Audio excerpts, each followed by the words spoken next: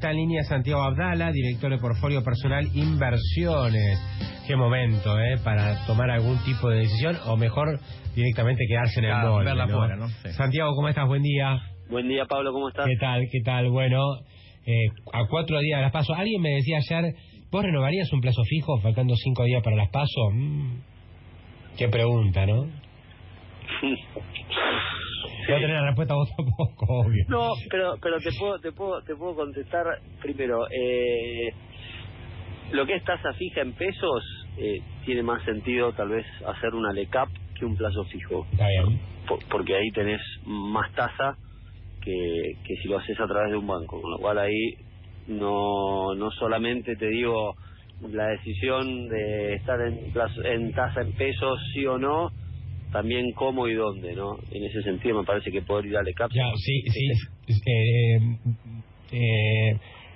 digamos, si vas a una inversión en pesos, por lo menos que la rentabilidad amerite, ¿no? Que realmente valga la pena. No dejar plata arriba de la mesa. Exacto. Eso para empezar. Y lo que pasa es, digamos, para el inversor sofisticado, invertir en LECAP tampoco es tan fácil. Por ahí sí meterse en un fondo de común de inversiones en pesos, ¿no? Sí, eso te da liquidez diaria o en 24 horas o así, y en ese sentido tenés un abanico de opciones, si querés, que en portfolio personal podés elegir qué fondo te parece que te resulta mejor. Me parece que hoy por hoy, te digo, yo ayer he renovado posiciones en pesos que claramente tienen esta posibilidad de ser líquidas, con lo cual... O sea que me respondiste a la pregunta, vos renovaste en pesos.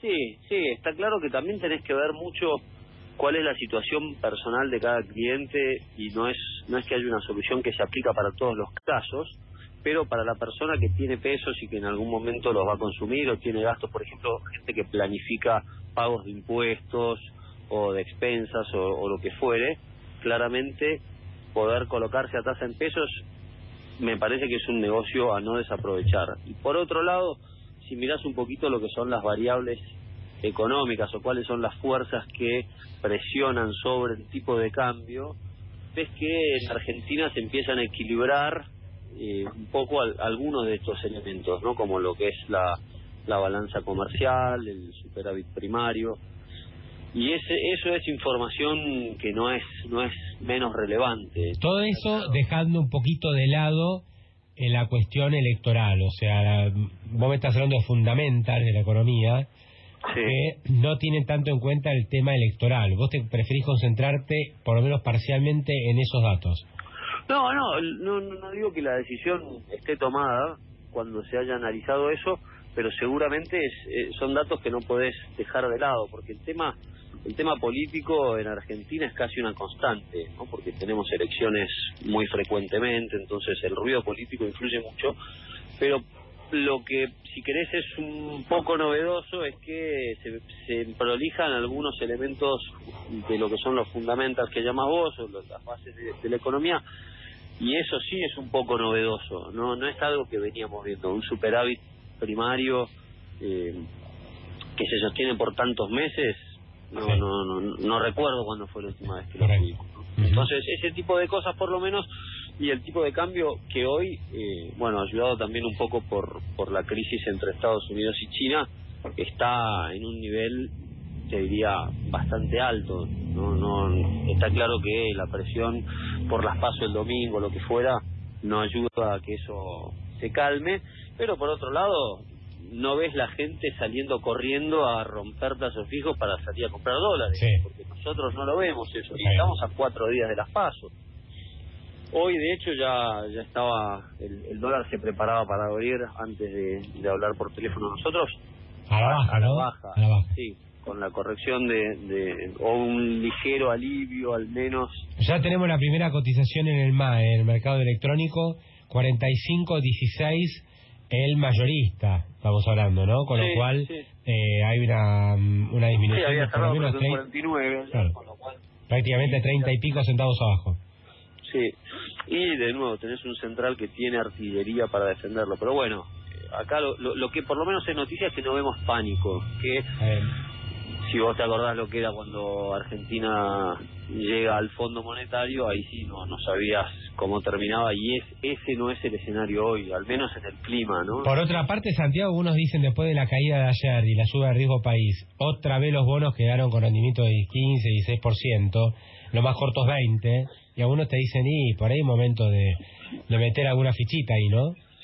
Sí, si vos pensás que estás comprando bonos que tienen un descuento sobre el capital de 20%, en algunos casos, bonos incluso soberanos, pues sí, bueno, si pasara lo peor y fuéramos a renegociar o algo la deuda, o hubiera algún evento de ese estilo, ¿cuánto sería la quita que tomarían los inversores sobre esta deuda? 20%, y ya lo tengo. Bueno, claramente un inversor que toma una decisión así es un inversor de un riesgo moderado o tendiendo alto, que tiene espalda, que no necesita el dinero para terminar una transacción porque se tiene que mudar o por lo que fuera, pero quien lo puede esperar hoy me parece que puede ser un buen negocio, ¿no? Siempre y cuando no te enfrentes a una catástrofe o debacle general o un cisne negro. Rendimientos del 15% con un precio sobre el capital que opera ya con un descuento importante, me parece que es por lo menos para llamar al asesor y preguntarle a ver cómo está la cartera de uno. Claro. Mucho más uno no puede aventurar, ¿no? En este momento yo creo que ahora es esperar a que se produzca la paso y después barajar y dar de nuevo, ¿no? Sí. Y ver cómo está posicionado. Sí, eso me parece que es un poco el tono general que nosotros hemos tenido en las charlas con los clientes todo este año, ¿no? Por lo que percibo, Santiago, no estás viendo una disparada descomunal del dólar después del domingo. No, y te digo, así como si hubiéramos hablado en aquel fin de semana donde creo que fue abril del año pasado, que Argentina termina recurriendo al Fondo Monetario, acá en la mesa se vivía angustia, ¿no? Veías a los clientes con preocupación, uno no sabía cuáles iban a ser, y ahora tenés un panorama y una batería de herramientas más claras, y eso me parece que por lo menos al mercado lo que sí está pasando tal vez que no ves un fervor de inversores buscando bonos o flujo de afuera que quieren entrar. El mercado en ese sentido está en stand-by por las PASO claramente del domingo y todo el proceso electoral, ¿no? Es un año que no va a despertar grandes pasiones por Argentina, pero por lo menos nosotros no estamos ni cerca de ver un pánico así. De hecho, si tenés algún cliente que tiene más tolerancia al riesgo, que te dice buscame un bono provincial de tal y con este rendimiento me interesa, ver qué hay. Pero bueno, eso es para clientes más apetitosos por el riesgo. Para el cliente conservador normal, como siempre decimos, las letras del tesoro en dólares rinden más que un plazo fijo en dólares en el banco, y lo que comentábamos al principio, para tasa fija en pesos, la LECAP es la mejor opción. Es increíble que haya 32.000 millones de dólares en bancos a una tasa inferior al 1% anual. O sea, es un fenómeno que es difícil de entender, ¿no? Salvo porque esto es Argentina, si no sería casi un absurdo. Sí, no, y lo que es absurdo es que rinda tan poco siendo Argentina, porque también en el exterior las tasas son más parecidas a una cosa así. Tal cual. Santiago, gran abrazo, gracias como siempre, ¿eh? Abrazo grande, Pablo. Hasta luego, Santiago.